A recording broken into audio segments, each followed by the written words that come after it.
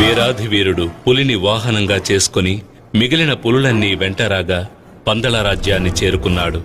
రాజ్యసభలోని వారందరూ పైకి దూకవలసిన పులులు శాంతంగా నిలిచి ఉన్న విచిత్రమైన సంఘటనను చూసి ఆశ్చర్యచకితులయ్యారు. పులిపాల కొరకు వెళ్లిన అయ్యప్ప తిరిగి రాడని ప్రగాఢ విశ్వాసంతో ఉన్న మహామంత్రి దిగ్భ్రాంతికి లోనయ్యాడు. రాజశేఖర మహారాజు 2 చేతులు జోడించి నమస్కరించాడు. ఆయన కళ్లల్లో ఆనంద బాష్పాలు ఉప్పొంగాయి.